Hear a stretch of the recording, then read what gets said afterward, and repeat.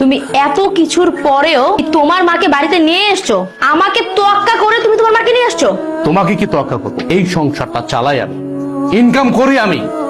আমি 5 তলায় বসে এসির বাতাস খাবো, আর আমার মা রাস্তা রাস্তা চা বিক্রি করবে, ভিক্ষা করবে, সে গাছের নিচে থাকবে। দেখো, এই সংসারটা আমার, এই সংসারটা আমি মেনটেন করি, তাই আমি যা বলবো তাই হবে। আমি তোমার মাকে নিয়ে থাকবো না এই বাড়িতে। কে কার সাথে থাকবে বা না থাকবে এটা একান্ত ডিসাইড করব আমি। তুমি ডিসাইড করার কে? কে তুমি? আমি তোমার বউ। এই বাড়িটা আমার, আর এই সংসারটাও আমার। এই সংসারের সব দায়িত্ব আমি পালন করি, তুমি তো তেমন কিছুই করো না। সো আমি এই সংসারের যে ডিসিশন দিব সেটাই ফাইনাল। আর তোমার মা তোমার ছোট ভাই ঘরে টিকতে পারেনি, আমার ঘরে কেন টিকবে? হ্যাঁ, তোমার কি মনে হয় যে উনি অত ভালো একটা মেয়ের সাথে টিকতে পারলো না, আমার সাথে টিকতে পারবে? কখনোই না। আমি তোমার মাকে নিয়ে এই এক ছাদের নিচে কোনো দিনও থাকবো না। এখনো সময় আছে, তোমার মাকে বের করো। বাহ, এই বাড়ি তোমার, তোমার কথা মতো চলবে। এই বাড়ি আমার, আমি আমার টাকায় কিনেছি, পরিশ্রমের টাকা দিয়ে কিনেছি।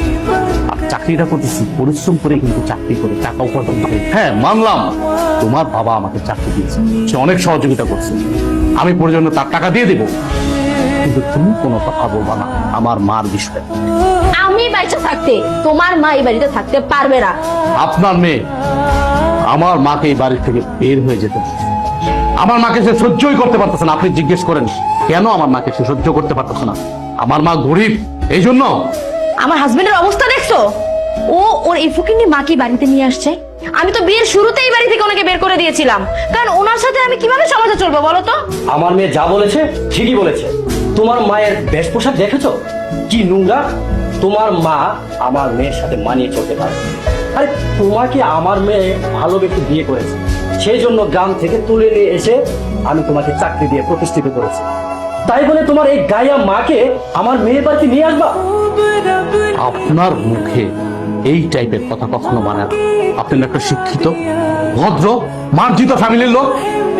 আপনি আপনার মেয়েকে বোঝাবেন কি? উল্টা আপনি দেখাচ্ছে আরেকটা। এখন বুঝতে পারছি আমার বউ, আপনার কারণে আমার বউ নষ্ট হচ্ছে। আপনার মতো বাবা যে ফ্যামিলিতে আছে, ওই ফ্যামিলিতে কখনো সুখ আসবে না। তো আমি আপনার সাথে বাড়াবাড়ি করতে চাচ্ছি না, কারণ আপনি আমার শ্বশুর। আপনি এখন এই মুহূর্তে আমার বাড়ি থেকে বেরোন, আমার বাড়ি থেকে। ঠিক আছে, যাচ্ছি। আমি এক মুহূর্ত এই বাড়িতে থাকবো না। মা তুই থাক, আমি চলে যাচ্ছি। ড্যাং ড্যাং করে সারাক্ষণ হাঁটতেই থাকেন ঘরের মধ্যে, কেন কাম কাজ চোখে দেখেন না? শরীর পাল্টাছেন বৈশা বৈশা। ধরেন এই যে বাজারে ব্যাগ আর টাকা, বাজারে যান, বাজার করে নিয়ে আসেন। মা তুমি বাজার করতে গেছিলাম বাজান। তুমি বাজার করতে গেছিলে মানে? তোমার তো শরীর খারাপ, তোমার তো বাজারে যাওয়ার কথা না।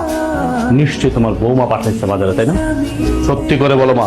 আরে বাজান, বৌমা কইলো মাছ শাকসবজি লাগবো, তাই আমি নিজের থেকে আনতে গেলাম। বৌমার কোনো দোষ নাই। দোষ আছে কিনা নাই সেটা কিন্তু আমি ভালো করে জানি। আমি কিন্তু আমার বউকে চিনি, আমি আমার বউর সাথে সংসার করতেছি অনেকদিন যাবত। তোমাকে যেদিন থেকে এই বাড়ি থেকে নিয়ে আসছি সেদিন থেকে কিন্তু সে সহ্যই করতে পারে।